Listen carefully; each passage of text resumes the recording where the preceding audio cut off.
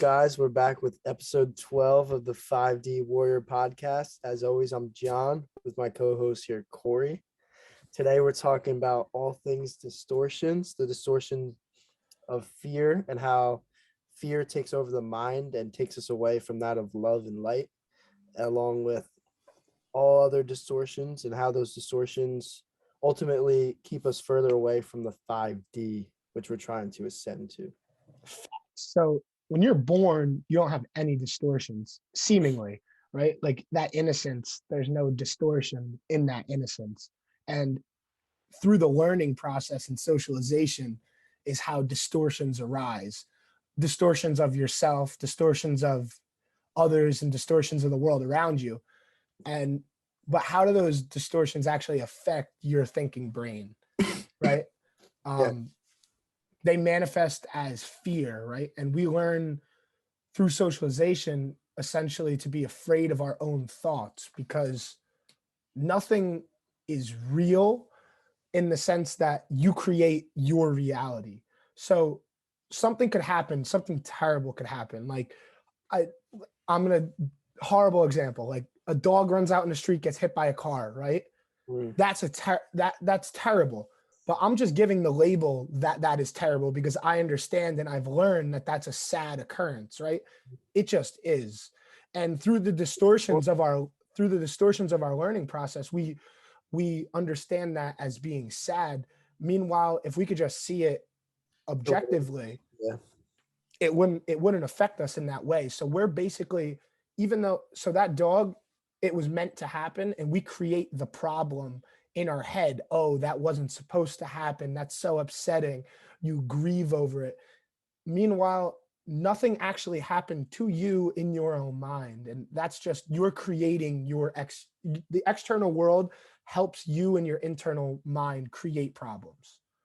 Yeah, and that's like that, like you said, that begins like as soon as you're born, you get thrown into the teaching and learning process, but in reality, it's more of like the indoctrination camps that we get put into. So like you get put into preschool, and as soon as you're in preschool, like you're using other little kids to help you learn and like understand your reality, but you automatically lose that sense of I am these other little kids and these little kids are also me. And that is the great distortion. And that's at like the lowest level, right? And then you continue to go on throughout the grades and the levels of learning and learning all things, right? And your reality becomes more distorted because you have more people telling you what is right and wrong, what you should be doing, what you shouldn't be doing. You have yourself telling you what is right and wrong, like you said, the dog getting hit with the car, like that we would all see as wrong, right? But like it just is like, that's the distortion right there, that nothing is right or wrong, everything just is. Everything is an illusion. Your thoughts create your reality. So like there could be someone out there that hates dogs and saw that dog get hit by the car and say, oh, that was awesome, right? Probably not that many people out there, but that's like the reality, like that your thoughts create that reality, like whatever connotation and attachment you put onto an event, that is the reality in which you're going to perceive it as. So everything's a distortion in that sense. We got a viewer. Yeah, we got my friends walking in the door. Yeah, there can't be distortion unless you see everything as just being, right? So like there's only distortion when you perceive things or give attachments to things, and that's when the distortions come through, because it's like everyone perceives stuff differently. So like I could perceive an event differently than you perceive an event, and like that in itself is a distortion. Exactly. And we like we said, through the socialization, learning these distortions, and you go from beingness as a child. We talked about this last time. You go from beingness as a child, go through the learning socialization process, and you learn everything that you now hold true, right? All these truths that you hold true are really untruths, and you only hold them true because you've learned to hold them true, and you're fearful of letting go of those truths. And you identify with those truths. Exactly. You're fearful of, if you let go of those truths, that you will be less of you, right? I think that's why a lot of people get caught up in the spiritual awakening process, is like, oh, like, I'm going to be less of me because I'm trying to become nobody. We talked about nobody in the last podcast. Like, am I going to be less of me? Like, no, you're just going to be a more wholesome you when you start to understand and kind of expel those distortions from your mind. And you could see ascended masters, spiritual masters like Jesus, the Buddha, like you see monks in Tibet and these guys, and they've mastered the art of being and not seeing those distortions, and like the distortion of judgment, right? Like you look at another person and it's almost impossible to not judge somebody. I see somebody walking down the side of the road. They've got a little Ford Focus car. I'm like, oh, like look at that tiny car. Like that's a judgment right there. Or like you see somebody driving, they've got like one of those coexist bumper stickers, like, and you giggle at it, right? You're like, oh, look at that. And it's like just those small little judgments. To coexist. Yeah. I saw one of those the other day and I giggled at it and I was like, you know what, I agree with that person, but it's just funny, you know. And like these distortions arise from like whatever we've learned over time, and it's the process of unlearning all. Yeah, and that's like you said, like don't judge, don't put judgment onto others, right? Because like essentially everything is how it's supposed to be. And like I've been learning in my business ethics class, there's this guy goes by the name Thomas Nagel, right? And he came up with this like theory of moral luck. And the idea pretty much is that like you can't pass judgment onto others because you don't necessarily know like the situation or circumstances they were in, which made them ultimately made a decision. So like the example is that like a man that lived in Nazi Germany during Nazi Germany could have ended up being a guard for a concentration camp and sentenced like so many people to death, right? But that same guy could have went to Argentina like 5 years earlier before Nazi Germany took over, and he'd be living his life out on the beach, not a care in the world, right? And it's like you would judge that Nazi because he killed all those people, right? But like at the same time, it was just his moral luck. He just so happened to be in that time and place at that time of the Nazis, right? Like, so the idea is that you can't place judgment onto anyone because it just simply is. Like, who am I to say that same thing couldn't happen to me? You know what I'm saying? Or that couldn't happen to you? And there's the whole idea. There was a test. It was called what's the name of the I don't remember, but the test was, it was done in like the 60s, 70s, and it was after like this whole idea of like how could all these Nazis, like these regular people, just kill all these people, right? And it came down to like they were just following orders. And it was like this test that this guy created, and it consisted of three people: the doctor, a random guy giving an electric shock, and then a person on the other side receiving that electric shock, right? And the shocker would ask the person questions, and if they got it wrong, they would get a shock, right? But the shock was fake. There was no shock, but the person giving the shock didn't know this. And then the shocker would then look at the doctor and be like, I don't feel good right about this. Like, this isn't right, because the person getting shocked would also be in on it, right? So they would let out like a cry when they would get shocked. And as you got more questions right and wrong, it would increase the shock, right? Every time you got one wrong. So then what the whole idea was that the shocker would turn to the person with more authority, the doctor in the white lab coat, and be like, this isn't right, this isn't right. And the doctor would be like, yes, it is, like, it's okay, they're not getting harmed, this and that.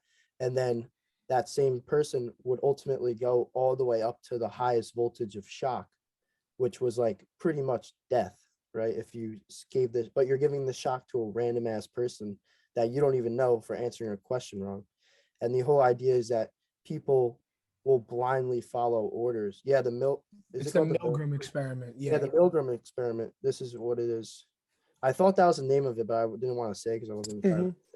But yeah, this whole idea that like me and you are no different from any of these people. Like if we sat down in this chair and this doctor was telling us it's okay to keep shocking this person, only like a couple people, like 10% of people like got up and left early and was like, I'm not participating in this. Because the doctor the entire time, it wasn't just like, oh, shock him every time.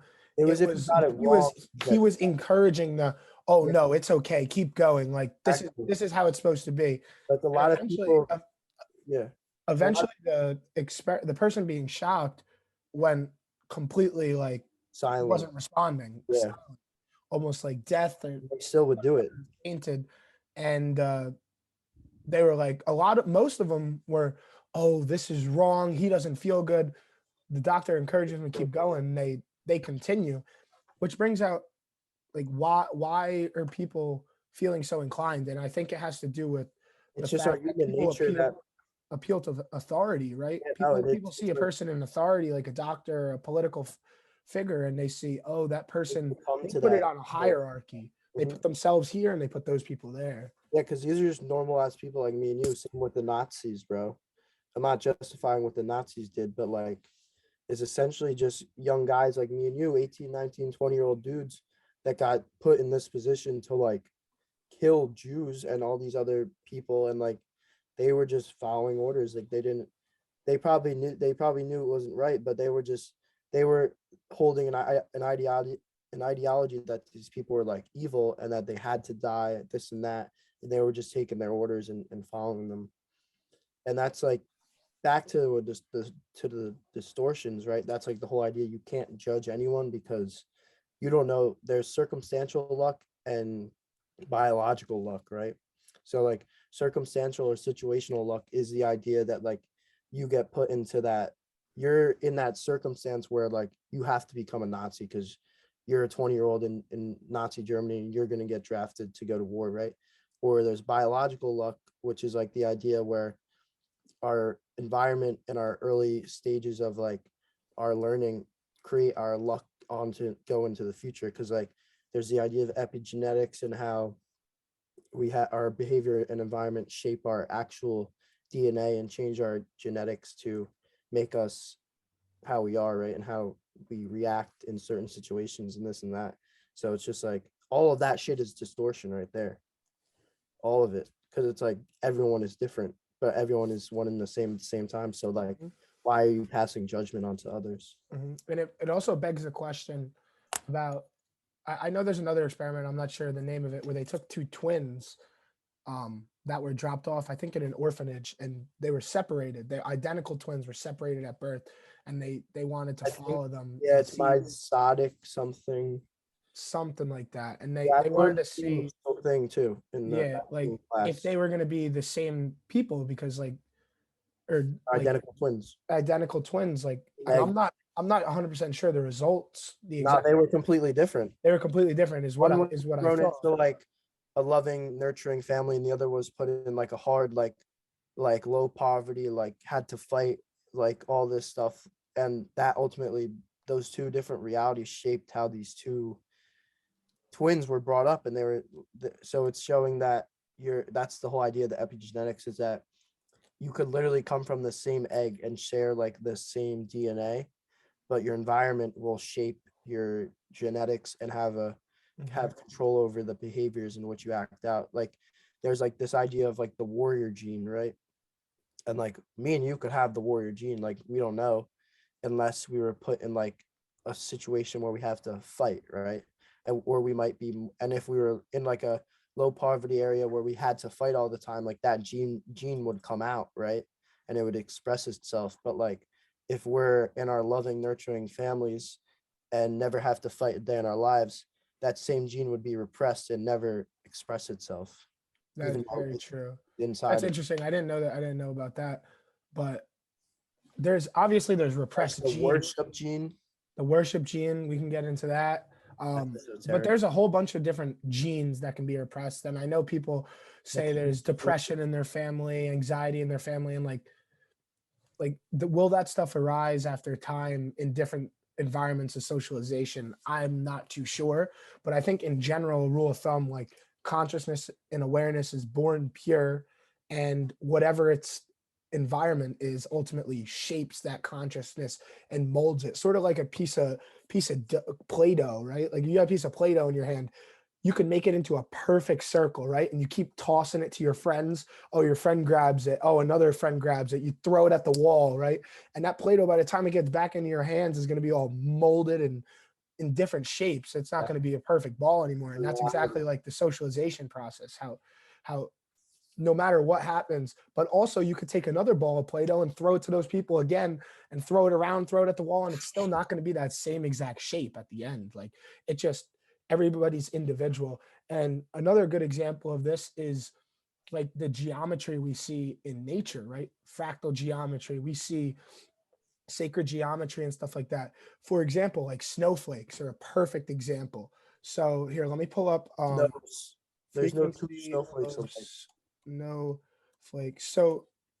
So the snowflakes, depending on what types of frequencies that is put into the water when it's frozen, is how those snowflakes actually are formed, right? So every snowflake is unique in its own sense, right? So there's different frequencies, radial symmetry in snowflakes. Like look, so you can see the different frequencies that form these snowflakes.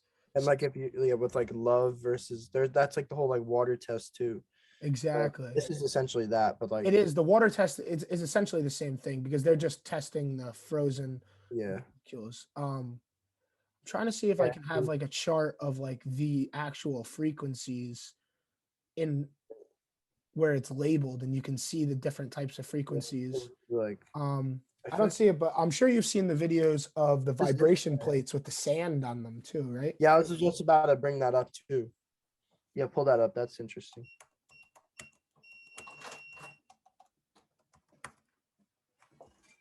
So let's see. Can I finally come in now? Well, I mean, I'm still on the podcast, but you can walk through.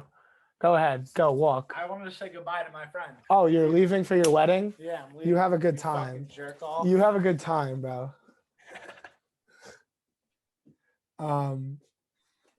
Frequency and sand.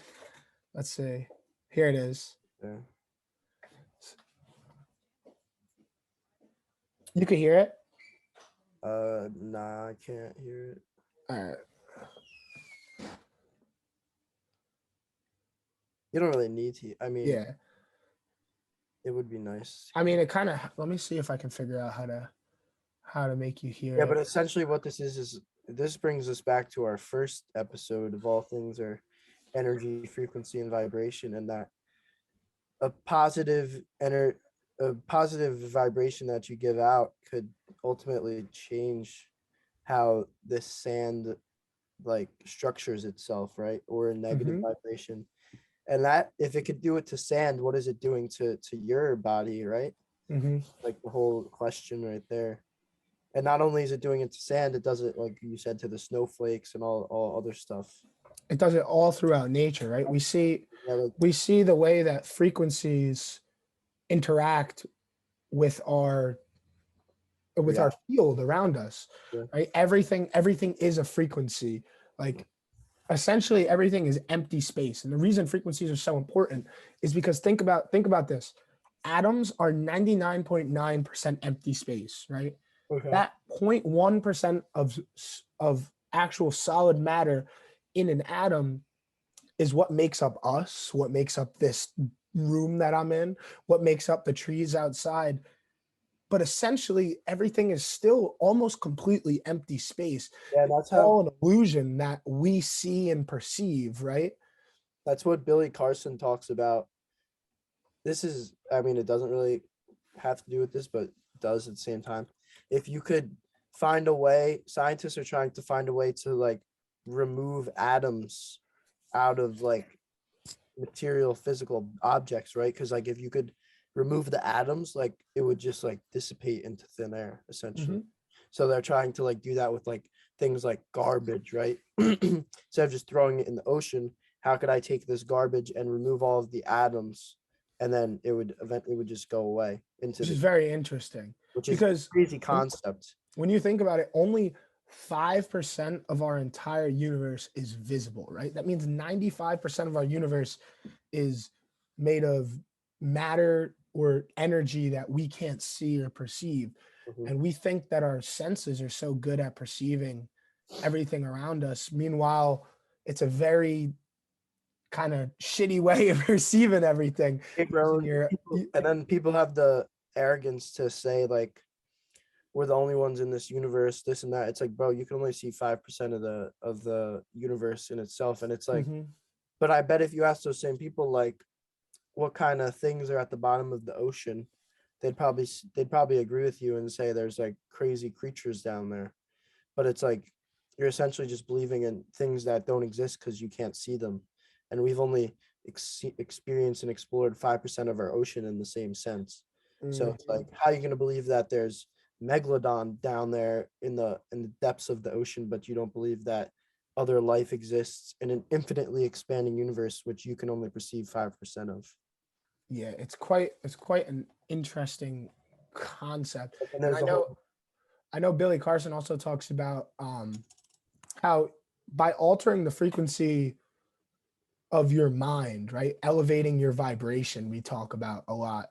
And the way to do that is through meditation, contemplation, through breath work, Tai Chi, yoga, all these different practices that get you more in tune with nature, surrounding yourself by people you love, surrounding yourself with nature, kind Yeah. of mastering yourself, right? And by doing that, and you open your third eye, right? You open your third eye and you start to perceive everything in the world outside of you a little bit differently. That's what it looks But like. yeah, exactly.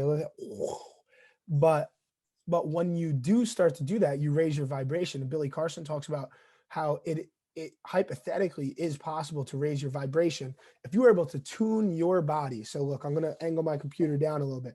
You see here, this is my table, right?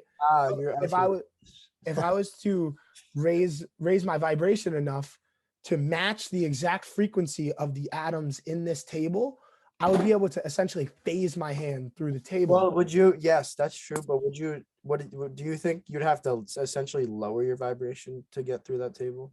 That I'm not sure. I'm just saying that No, I know. that's how it would work. But like, cause like that's like dense as fuck. So you would, Yeah, so you would probably have to lower your vibration. but yeah, that whole idea of matching your atomic frequency to that of like the wall behind you, you can match it. You'll just pass right through. Mhm. And I think that See that? I just put my hand through my hand. mhm. Look at that. I just matched. That's crazy. And look, we're talking about this right now on a podcast that's getting a couple views, right? Should be getting What do you millions. think what do you think our government knows about this type of stuff? And like Maybe this is releasing just this me. junk. This is just me speculating, but like there's Yeah, chill. Before you thousands get us- of underground military bases all over the world. You can go look it up.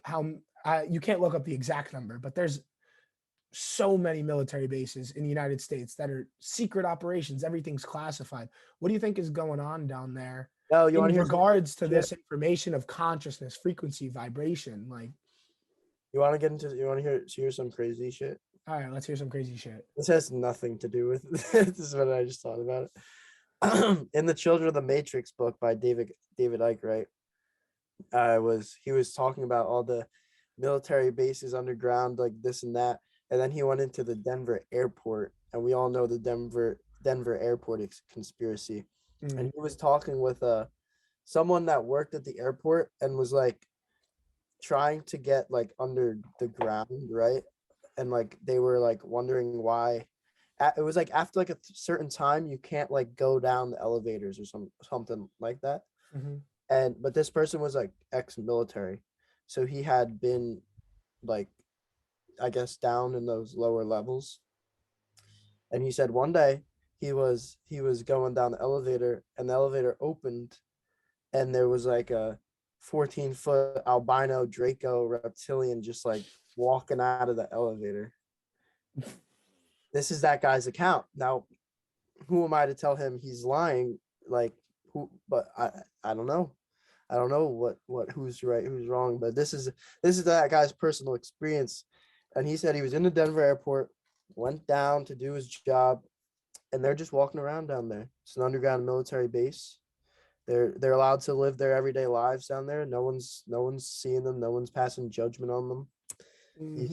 These very people that are walking amongst us in everyday life.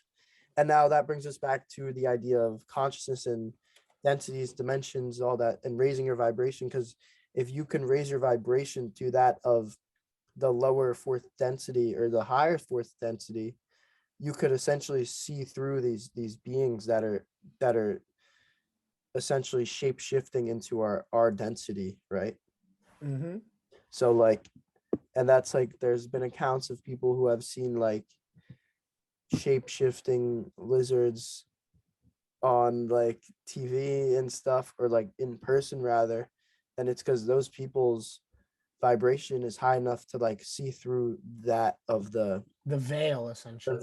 Exactly, the veil of that of the lower fourth density reptilian being.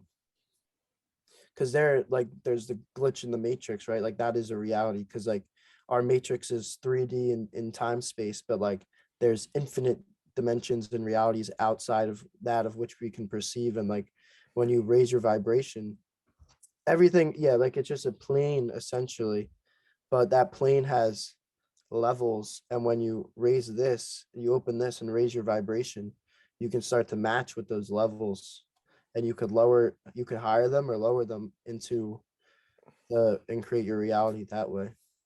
Exactly. And there's like, obviously we're getting a bit esoteric now with the chill. I didn't say it.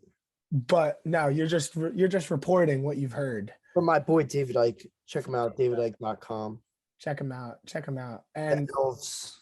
There's a lot of people who have crazy stories, people of high military importance. Not the only man, though. High military importance. You see that the Japanese first lady, I want to say, just came out and said she was abducted by aliens. I don't know what first lady. That's kind of fucking crazy. Published the book about. Oh, can you guys start subscribing so we can get a studio so I don't gotta hold a light over my head? Yes, facts. Congrats to us though. Yeah, Japan's first lady wrote a book about how she rode a UFO to Venus, and she is now convinced the president of Japan that she is telling the truth. So her husband? Yeah, you want to say? Yeah, screen share. So which is like how is this stuff coming out now, right? Like Japan's next prime minister might be nicknamed the alien, but it's his wife who claims to have a close encounter with the third. What? It says, while my body was asleep, go down. While my body was asleep, I think my soul rode on a triangular shaped UFO and went to Venus. And if you guys have ever heard of Dr. Stephen Greer, Close Encounters to the Fifth Dimension or the Fifth Kind, he talks about like the CE5 files in which that if he created.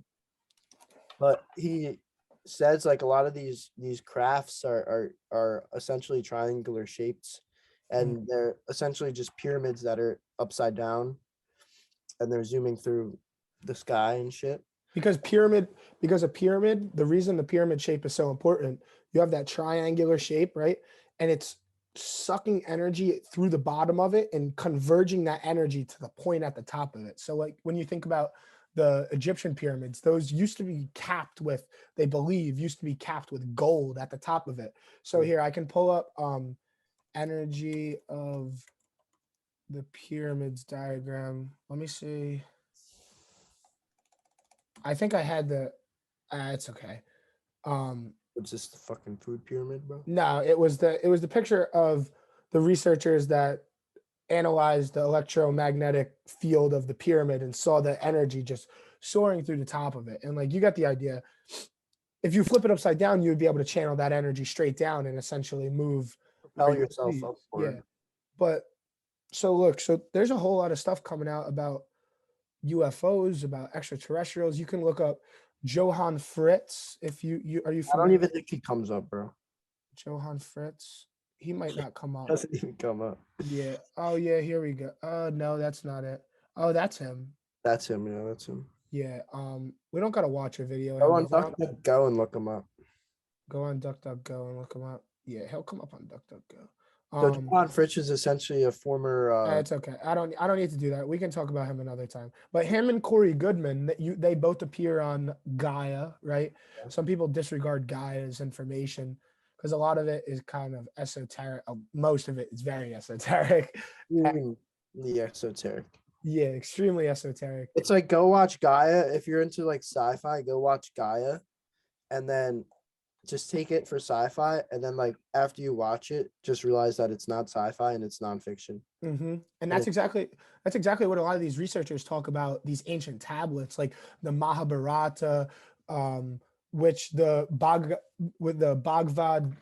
Gita is. Bhagavad Gita. Yeah, Bhagavad Gita is Yo, an excerpt from. Get your Indian up, bro. What? Oh yeah, my bad. Bhagavad, But the Bhagavad Gita is an excerpt from the Mahabharata, and that stuff reads like a science fiction novel. Look at the Enuma Elish, which is the story of the Babylonian story of creation, the Sumerian tablets, the Epic of Gilgamesh, the Book of Enoch. Even Enoch was meeting with the Watchers. The Watchers, who were yes. Just ETs. They call them tall, blonde, blue-haired, like essentially extraterrestrials. I mean, I have the Book of Enoch here. I can actually get it up and get the exact quote. I have a copy of it on my computer. Yeah, there's Enoch, but the whole idea is that Enoch was meeting with these Watchers, or these Nordic beings, these tall, fair skin, almost like us, but just extremely tall with long blonde hair, bright blue eyes, just light beings. And he would meet with these guys frequently, and they would take him in their crafts above Earth and have meetings with him, essentially. Exactly. And Enoch was the first to ascend to mind, body, spirit before Elijah and Jesus. It's quite interesting. I don't need to screen share. I have it up, but I have to go through and get a couple quotes from it. And you could look it up yourself. Yeah. Look it up. The Book of Enoch. But then this is all back to distortions and how like all of this shit is distortions in itself. It's all, yeah, and especially the biggest distortion, all this stuff is suppressed because they want to keep that distortion of separation, right? The distortion of separation is the biggest distortion that we need to break in this third density reality, because we understand ourself as ourself, and most people would understand John as John, not me, right? But then you see these spiritual masters who understand everything is them. They are inside of God's creation, a part of the created, but all that created is essentially God in itself, right? Oh, yeah, and if you don't believe us, right? I'm sure you all know Jim Carrey, and I sent you that TikTok the other day. I don't know if you see, but if you don't believe us or the spiritual yogis or the monks and all those people, because like, who are they to you? But I'm sure you'll listen to Hollywood actors, right? Because I'm sure you'll just listen to them. But essentially, Jim Carrey is literally like the other day after the Super Bowl, he was like, "Yeah, I was at the Super Bowl, but I am the Super Bowl. I am the clerk selling me popcorn at the Super Bowl. I am all the angry fans. I am all the players. I am the crackhead down the street selling tickets. I am the football post. I am the Gatorade that they pour on the coach after the game." You are everything. He is everything at the Super Bowl. You want to know why? Because he literally is everything, and he knows his consciousness is within everyone and everything. And if you don't believe him, also, Jim Carrey has exposed a lot of stuff, whether he's ex-Freemason. Check him out on Jimmy Kimmel. Yeah, I was just about to get into that. He goes on Jimmy Kimmel and he's like, what is that? The Freemason logo or the Illuminati, the all-seeing eye. He's going like this. That looks crazy, actually. It does look crazy, man. It's gonna be the profile picture for the video now.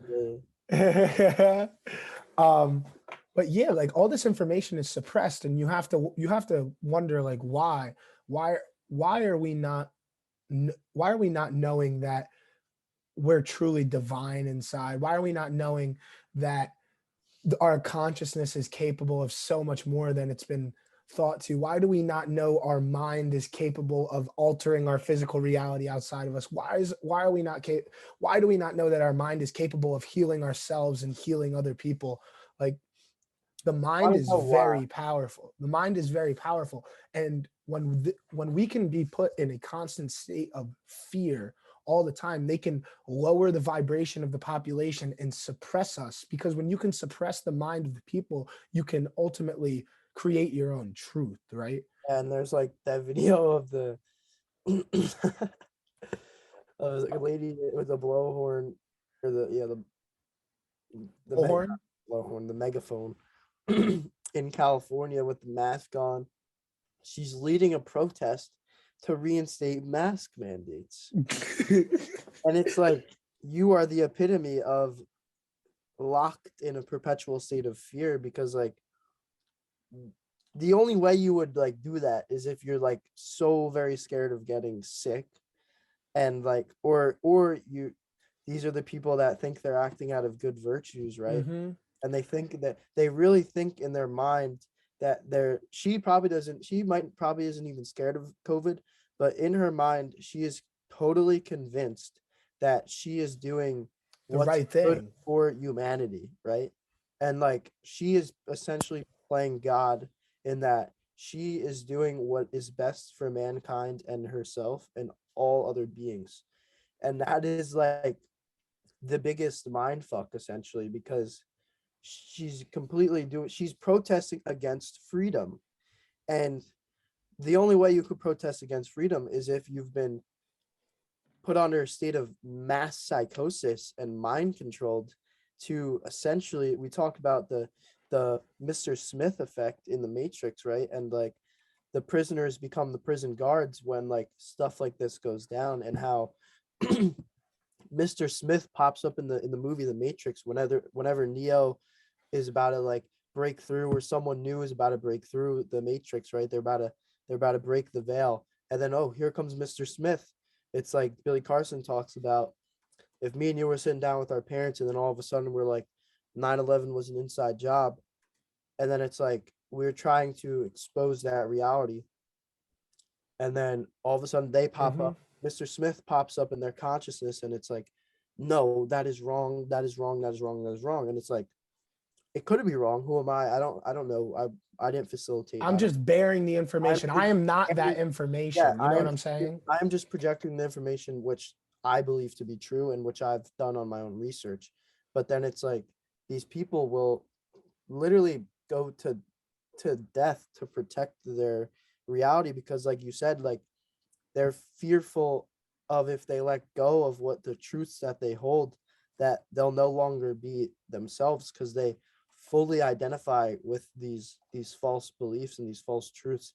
Like if you take that mask away from that lady, and like exactly, you say California lifts the mask mandate, you don't have to wear a mask anymore. That lady's full identity that she's become over the last 2 years with COVID just completely goes away, Mm-hmm. because she doesn't have enough good virtues in herself without COVID to live a happy and prosperous life, that she has to cling on to this fake reality of the pandemic, and that everyone's dying, in order to feel that she's a good person. Mm-hmm. And that fear is just all throughout the population, right? You can see And it's not the even that, media, but it's yeah, everything. the media just perpetuates fear because they understand that how can somebody become so involved and invested in something with higher meaning when the only thing that they can understand is COVID, war, strife, cancer, dying, Yeah. school shootings, mass hypocrisy, abortion, So like all these terrible things wanna that hear are some going fuck on. shit? Huh? Wanna hear some fuck shit? All right, let's hear. David Icke in that book said Columbine was a false flag. Really? Yeah. I That's don't quote me on crazy. that YouTube. What? I said, Yeah. don't quote me on that YouTube. I'm That's just now relaying. there's a lot of different claims, right? And a lot of people have their understanding of reality. Now, David Icke understands that to be true. Whether I understand that to be true, I don't know. I'd have to look at the I information for don't know that myself. it's true either. I'm not saying that's true. I'm just saying that. But he- everybody holds their own truth to be true, right? And that goes for the people who are still invested in the media and like what they perpetuate too. They hold that And truth of COVID to be true. They hold that right? they want what's best for humanity. The people who are saying take away the guns, there's kids dying in school shootings, like they think that they're doing the best for humanity. Those people who are trying to find like cures for cancer, I mean, obviously they want the best for humanity. Like these people are genuinely doing their wholehearted best job that they can do possibly, but there's people above them that are misleading and misguiding them into that state, right? Because like they understand what they're doing is wrong. The people that are really all the way at the top, they understand. they understand the way that consciousness works and how it projects onto our realities. So like if you think that there's not like if you think like Joe Biden is like in control of America, right? And like he's the end all say all of like whatever goes on, like that's a whole distortion in itself. Like there's people way above him controlling not only America, but the entire global governments, right? It's all the same network of people. And they know they've all gone through these mystery schools essentially, because they're all from the same bloodlines. Like they grow up, and that's what David Icke is talking about as well. In the Children of the Matrix, they handpick these people to grow up and be these political figures here and there, and they just drop them in everywhere because like they keep the same bloodline. And a lot of these people are like in vitro type children, where there's like thousands and thousands of Rothschild kids like running around, right?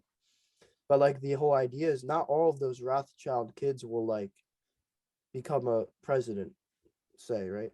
But they'll take those Rothschild, most of them rather, and these are the babies that they traffic all around the world because these babies have the divine blood. They are like the highest, pure, most babies. You look at the 13 bloodlines that have and they've been in existence from Atlantean, Sumerian, Atlantean times. Mu times, Sumerian Mu times. Like it's the same people, and they just keep mixing their blood with other people's blood to create the most divine bloodlines. And then they traffic these little babies because they ultimately use them for rituals. And what are these rituals for? They're using these rituals to connect with higher levels of consciousness, and like that is to do whatever they want. They're like malevolent forces. And these forces are acting, right? We can get back to the love and wisdom. These forces are acting only in wisdom. They hold the knowledge that they hold secret, occult, right? That's why it's called the occult. It's because they hold that occult knowledge and wisdom, but they don't have the love to go along with it, right? So they use this wisdom, in magic, right? And magic is just miracles that aren't used for the good, right? Magic is magic. People look at magic in awe, but you wouldn't look at miracles done. Like people looked at the stuff that Jesus did, right? They didn't see it as awe. They saw it as just positive. They understood that it needed to be done, like healing, right? And these people that hold this wisdom, they're concealing it from us, people like us, right? And that's why we got so invested in all this stuff that we've been looking into. That's why we're on a podcast right now talking about this, because we understand that there's so much information that's being intentionally suppressed and withheld from us.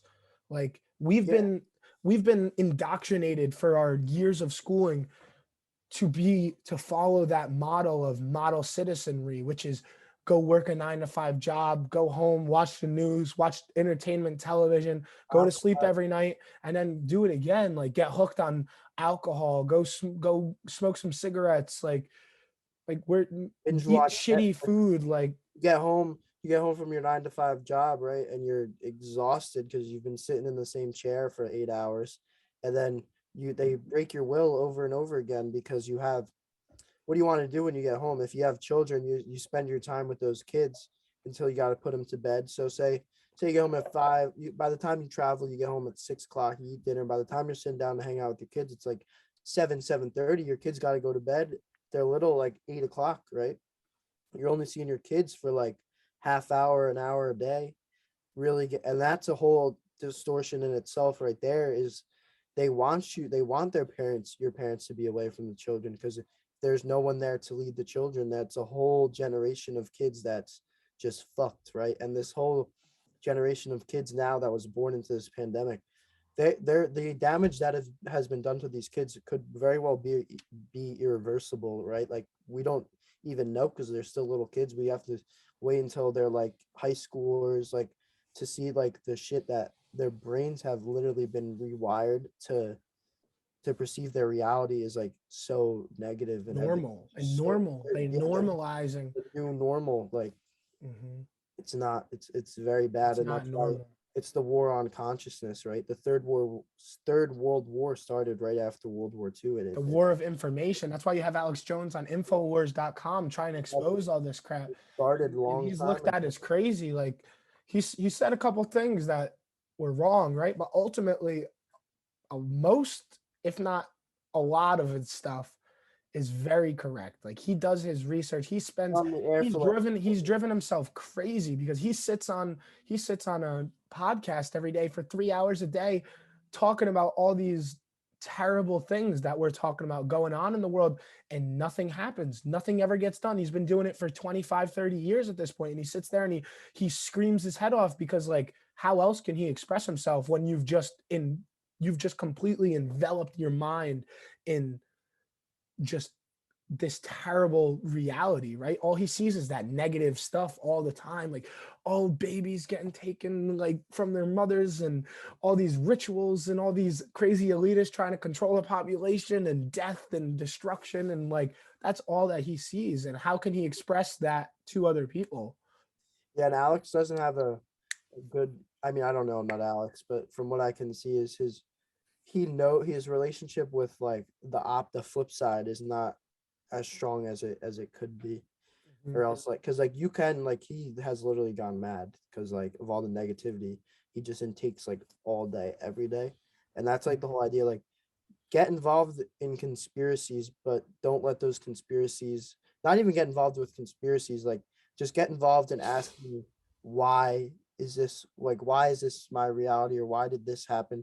Just get involved with doing research, not in necessarily like rotting your brain with conspiracies, because most conspiracies, the ones that are out there, are probably true, but like there are some off the fucking rocker There's conspiracies, a lot of disinformation yeah, out that there you as can well. get completely engulfed in and drive yourself mad. Like, we're not like, everything we're spreading on this podcast is not conspiracy. Like, we've done Not even that all of it is true either. This is just our best understanding of yeah, it. but we And, believe like, that it's yeah, true. I Like, I believe almost everything that we've said to be true, like, at least to my best knowledge. when you start doing the research, you can connect dots like all over the place. Hmm. And then like that's like where we are at right now, is like with like how much knowledge we obtain. It's because like we started connecting the dots at the lowest level of manipulation, which is like the mainstream media, all that. Like, once you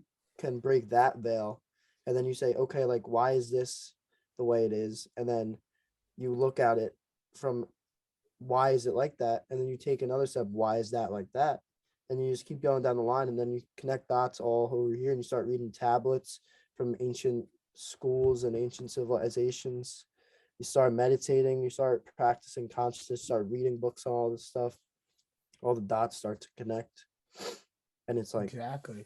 Because all this information that's been suppressed is ultimately not suppressed because they think you're stupid. Like, they don't, you can't understand it, or they're suppressing it because they don't want you to tap into here, right? You have so much going on up here that's keeping you down. Like, lift yourself up, start accessing that Christ consciousness. And the only way to do so is to start seeing everything as yourself, start understanding love, start consuming the knowledge, and gain the wisdom and the infinity. and the infinity, right? We're gaining intelligent infinity, all of it. And there's a whole lot of things that are infinite, like this universe, the infinite creator, my mind, which is just a part of that infinite creator. But what is not infinite? Time on this podcast, bitches. Time on this podcast. So that was a great episode. I didn't think we were going to get into all that. We never But tend to get into. we never plan to get into We anything. started with distortions. Yeah, we started All with that's distortion. we though. started with back to the distortions for 1 second. You know, stop living in fear because that's a distortion. Fear is not real. You create fear in your head. Nothing is real. Nothing is real, right? The only thing that is real, kind of, is love, right? Love, wisdom. Those are the only two things that you got to put together to be real, man. That's what it's all about. Fear isn't real. You aren't real, yet you are everything. Your mind is The only your thing mind that's is real- expanding. The only thing that's real is your infinite spirit, which resides inside this body. Yeah. But even that infinite spirit is just a distortion because it really is an individual. It's everything, right? Well, yeah, that's the greatest distortion. That of Exactly. self-realization. Exactly. Stop being fearful of the infinite. Stop being fearful Accept of your life. Stop being stop being fearful your of so-called reality. God. Yes. I'm about to go break some kid's reality like in 2 minutes after I get off this. Yes, indeed. That's it's another time. distortion. People hold their religions and all of their beliefs like so true. We discussed it, how you take those away and then they're stripped of their identity and they can't survive anymore. They can't live Mhm. because they no longer have their Existential beliefs. crisis. Yes, midlife crisis. They go and buy a Exactly. nice car. That's what midlife crisis is about. They realize, hey, like maybe this isn't all real, and they're like, fuck. And then that happens. You popped out a couple kids when you're like 20 years old, and then you're like 20 years down the line and caught up in your 9 to 5, and then you're like, holy shit, I've been doing it wrong this whole time. Been doing it wrong. I know then we're you- trying not to do it Then you wrong, leave, though. and you leave the wife and go live in the woods or something. Oh yeah, Some radical shit. some radical shit. I'm hoping I can live in the woods sometime for a little bit. I think that'd be lit. Is your child radical? Has your child been manipulated by the radical right media? Is he experiencing a self awakening, a spiritual awakening? Has he spent more time outside in the woods? Has he spent more time researching QAnon? All of this, if all of this is true, your child might be under radical right mind control. Mind control. Yeah. People are mind controlled on both sides. But you know what? It's not mind control.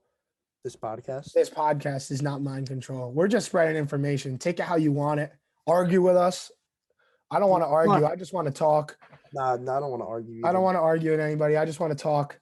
I'll break don't- reality on my podcast though. I'll break so many realities because by breaking reality, we're just it's essentially just wiping the mirror clean so everybody could see it. Wiping the glass, right? Just wiping the glass clean, right? All right. So we're gonna wipe the glass clean and say, "Kabosh! We're watching you, YouTube." This episode was sponsored by Nancy Pelosi. yeah, the best this- stock trader in the world. The best stock trader in the world, Nancy Pelosi. I copied all of her investments last week. I'm rich now. I am rich.